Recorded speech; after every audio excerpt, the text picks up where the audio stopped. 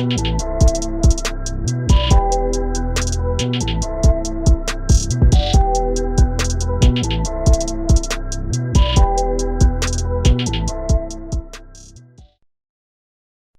what's good? Episode 184, Stash House Podcast. Your boy Tyler checking in. First time listeners, thank y'all for tuning in. If you tune in weekly, salute. And it's just an episode. Saw some topics you may want to hear about. Thank you as well. Make sure you guys like, share, subscribe. Your preferred streaming platform, Apple Podcasts, Google Podcasts, Spotify, Anchor app, YouTube. And once again, like I always say, man, thank y'all for the support. Thank y'all for tuning in. Just bear with me this episode. I woke up with a little sore throat, but I'm going to pull through for it, man.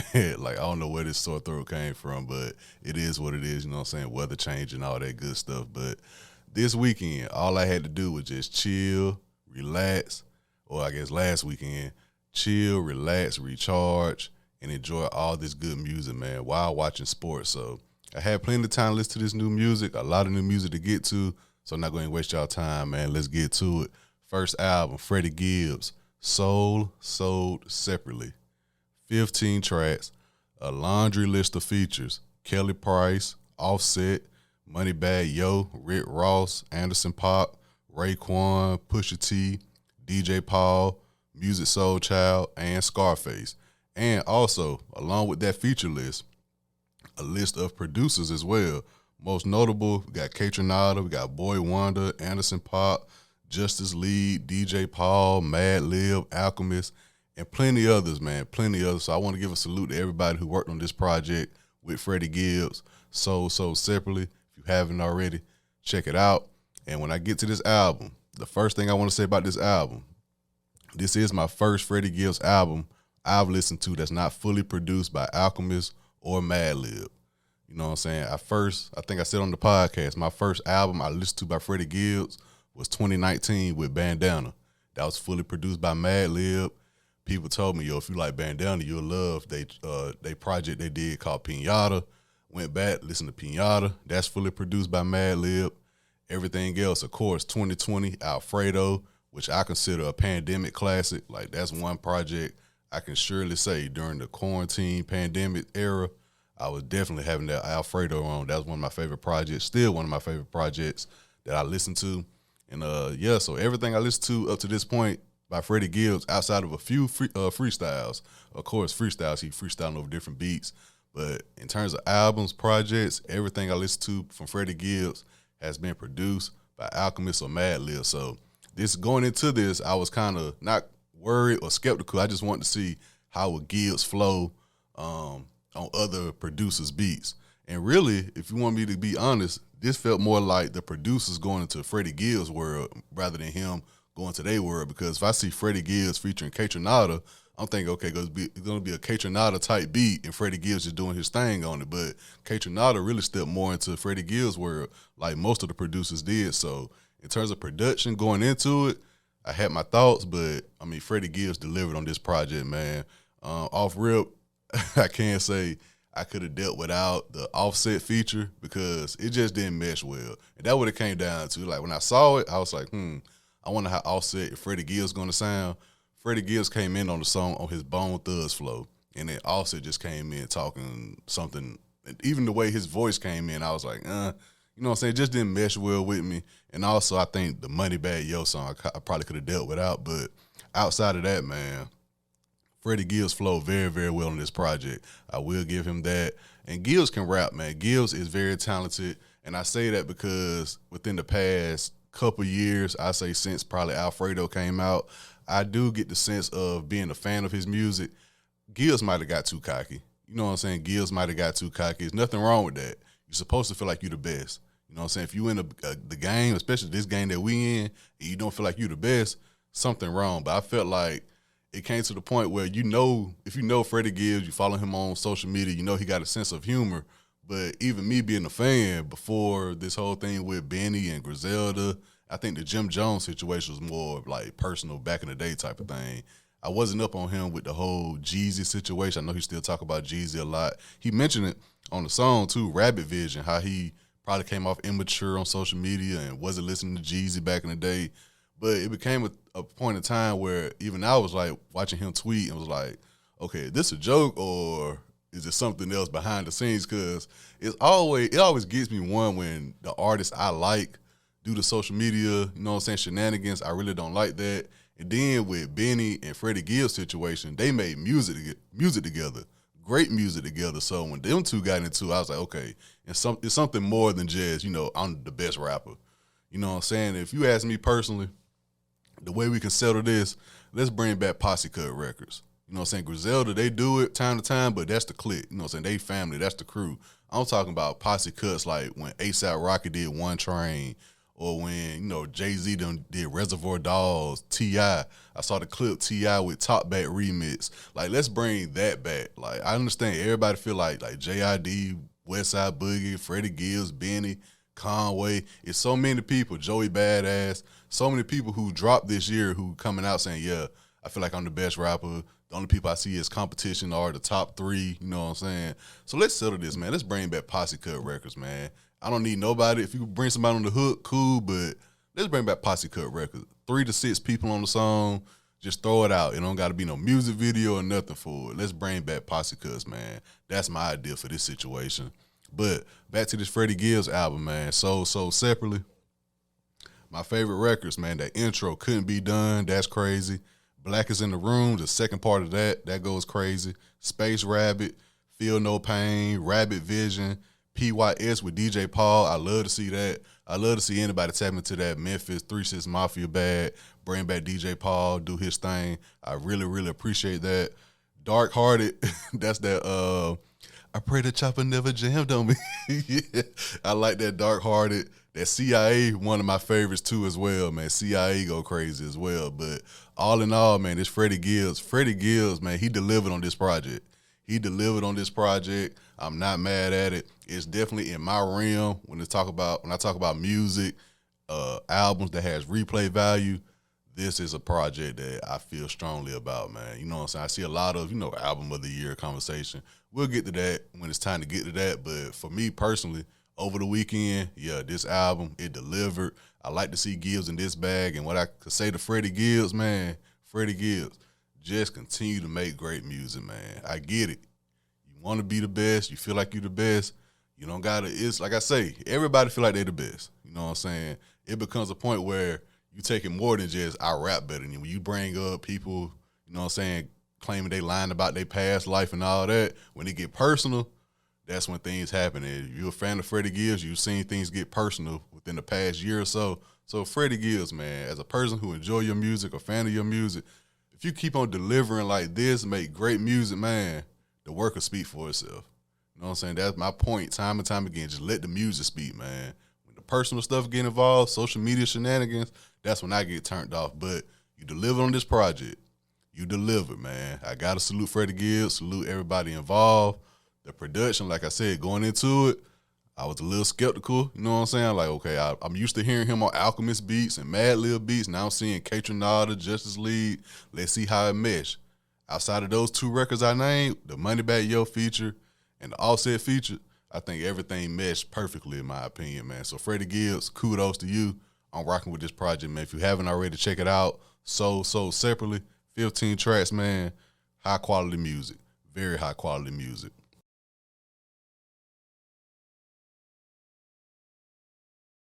Next project, we got Boldy James, Fair Exchange, No Robbery, 10 tracks, fully produced by Nicholas Craven. I think he's a guy from Canada, and his beat selection put you in that mind. Like I said, that Alchemist, Derringer, Mad Lib Bad. So when I saw this, I was like, okay. And they did records before Boldy James and Nicholas, so I'm well in tune with what they got going on with their chemistry. So when I saw this, I was like, okay, bet. You know what I'm saying? What better way to follow up the Freddie Gibbs album with Boldy James and Nicholas Craven collab project. 10 tracks, fully produced by Nick. Boldy James is rapping his ass off. I saw clips on Twitter. Nicholas posted when they was recording this. They were just at a table. Nicholas on one side, producing and engineering. Boldy James on the other side, just recording. And I guess we got one of their homeboys in the middle just vibing out to the recording. So that was dope to see that on the timeline. But Boldy James, man, I say it time and time again on this podcast. I said it earlier on my mid-year special. He still got my personal favorite verse of the year with Currency on No Yeast. I talk about him before saying, yo, he's probably been my MVP in the running, my top 3 for the past 2-3 years. I've said it time and time again on this podcast, man. The record showed it. And with this project, man, he delivered once again. I mean, his flow is just different. Like, Boldy flow is just different. It was like, I think my third listen, because like I said, I was just vibing to music all weekend. I think my third listen on this project, I was like, wait a minute. Bruh flowing so good. When he go into the hook, you think it's part of the verse still. And I'm like, yeah, bruh, he different, man. Boldy different. When I knew Boldy was different, when he started linking up with Griselda, goes back to what I just said about the Freddie Gibbs album, man. Brain Bad Posse Cuts. Because that would really separate everybody. Perfect example, Boldy James. Heard him a few times with Alchemist. I think they had that one project, Tea in China. You know what I'm saying? The Price of Tea in China, I believe it's called.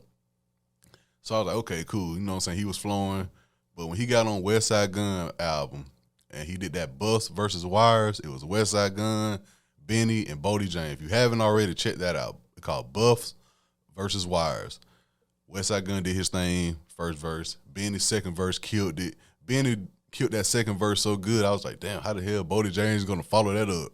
Man, Boldy James came on that bit telling us last 3 packs in the bundle. I had to swallow that, but I was a smack pumper while I'm crumbling the loudest thrash. Like, Boldy was just flowing. I was like, okay, when he want to tap into that, he can tap into that. And since that verse, I think he just been, you know what I'm saying, flawless from the line, in my opinion, man. He definitely shooting the 95% from the field since that verse, man. And this project right here, man, it just goes with it, man. My favorite track, Straight and Tall, crazy. Stuck in Traffic, crazy. Town and Country, probably my favorite. Like, that's when he really, I always say it, he get the most soulful beats, the most soulful samples, and just spit pain the way I like to hear pain spit like that. You know what I'm saying? Nowadays, when you talk about people who talk about pain in their songs, it's more melodic. You know what I'm saying? NBA Youngboy, Rod Wave. And that ain't really my flow personally. You know what I'm saying? But the way Boldy do it, he just rapping it. And you don't really catch it till you hear what he's saying. And I'm like, okay, bro, he really from that. You know what I'm saying? He from Detroit. I tell y'all time and time again, man, with his interviews, you can tell he a real authentic dude. You know what I'm saying? That what really got me when I saw his interview. I said it months ago when I saw his front porch, on the porch interview. I was like, okay, bro, everything I thought he was, man. He an authentic dude, Detroit ties for real. And it really just go along with what he got going on, his whole campaign, man. I mean, like I said, Nicholas Craven, his producing put you in the mind of Alchemist, Madlib, Derringer, that whole sound that I enjoy, that I've been enjoying for these past few years. So when I saw this project, I had to listen to it. And Boldy James, man, he cold. He one of the dudes you be like, okay, is he fire? Nah, bruh is cold. Like, he cold when he flowing and what he's saying when he flowing. That's a cold killer there, man. That's a cold killer. So shout out to Boldy James, Nicholas Craven. And speaking of Boldy James, man, Griselda, I saw an interview over the weekend, West Side Gun. I think he said he got something coming Halloween. If you're in tune with his Instagram lately, he been dropping snippets. And it's, yeah, like I always say, he probably make the best albums to me out of Griselda. So I think Halloween, West Side Gun got something coming, hopefully. Armani Caesar from Griselda, she got something coming. I saw over the weekend the new guy from Griselda, Ron Streets, dropped a project too called Kiss the Ring. I got the half of it, but I ain't really sit down and listen to it yet. I got to get to that. And of course, Stove Guy, I'm waiting to see what he got going on. So yeah, that whole underground scene, it been feeding me. I said it. Speaking of, like I said, with Freddie Gibbs with Bandana Drop in 2019 to now, like that whole sound, that underground sound. Like I said, take me back to when I used to play Tony Hawk Underground. Like, it's like, okay, the rap songs you hear on the skateboarding games, the rap song you hear like on you playing Madden or something like that. It take me back to those days. But the way these guys flow with it, man, I just enjoy that type of music, man. So if you haven't, check out Freddie Gibbs, Sold Separately, 15 Records. Also, Boldy James, Nicholas Craven, Fair Exchange, No Robbery.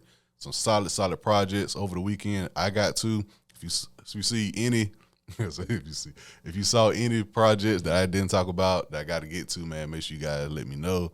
Make sure it's on fire. You know what I'm saying? Don't put me on nothing crazy. Also, man, Division dropped a record called What's Up featuring Jagged Edge. I mentioned that months ago when I talked about that record, If I Get Caught Cheating. Like I said, I didn't like that record. The video I loved, but the record just wasn't for me. And they teased this song after that at the end of the video. And everybody was like, okay, this probably the division that we prefer, and it is. This record with Jagged Edge called What's Up, it is the division I prefer hearing. I prefer listening to, prefer hearing.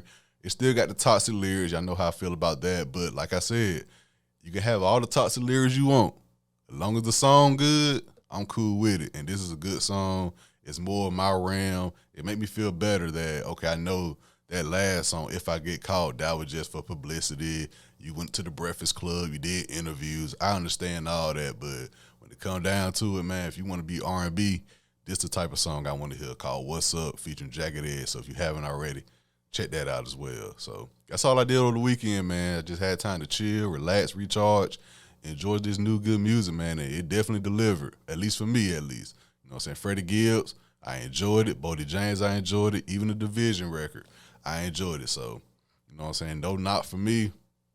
If you haven't already, like I said, check that out. And once again, if I miss anything, y'all put me on, man. Send me something. Send me some fire. I don't care if it's mainstream, midstream, underground. Y'all know I rock with it all. So, yeah, check it out if you haven't already. So before I get up out of here, man, I want to show some appreciation to a show I've been watching for the past couple of years. It grew to be one of my favorite shows, and that's Atlanta on FX, From the Mind of Donald Glover. Man, I just want to send some congratulations out to the cast, the production, everybody dealing with this show, man. It grew to be one of my favorite shows over time. Only 4 seasons, man. That's crazy. And the fact that we got season 4 so quick after season 3, it kind of like, okay, I see what he doing. You know what I'm saying? A lot of people want to say, yo, what happened to the storyline? What happened to the storyline? I've been saying probably since what's the episode? The Teddy Perkins episode. That's when I was like, okay, the storyline is cool. But these episodes, when it just go completely off script and you like, okay, this had nothing to do with the last episode, that grew to be my favorite shit about the show. When they just go left and like, oh, man, Donald Glover, man, he really like put in perspective, like from a young black man in the South. That's the thing that got me. Like we got different shows from the West Coast, from up north, the East, but to have a show that a young black man from the South can relate to, and the fact that we near Atlanta makes it even better in my opinion, because we know like these places they going, the people they run into, the way they talk, everything kind of like we understand it a lot better than like a show like how Power was. Like we get it, but we don't fully understand. But Atlanta, I fully understand it, man. The comedy is my type of comedy, and it just, like I said, the episodes that don't have to do with the storyline, quote unquote, and even with the episodes that don't have nothing to do with the storyline, you still seeing character development. Like it feel like for the 4 seasons, every episode is like more character development. Like you learning more about each character every season, every episode. That's the dope part about it. It's not like, okay, the first 5 episodes of the first season, y'all learning about the characters and you just go from there. It's like, nah, every episode they showing you, nah, this is really how this person is time and time again. And it's just dope, man. It's dope. Like I said, the Teddy Perkins episode, one of my favorites. The club episode, I think that's one of my top, because that's really how people feel in the club. Like if you in VIP and you like, damn, nobody here know me, whatever, to the person that's there for just the money, and you realize like, yo, this shit too crowded, the drinks too high, and like how they had to chase down the dude for the money. That was great. I love that episode called The Club. Alligator Man, that's one of my favorite episodes. The barbershop episode when Paperboy was just running around with his barber, that's a classic.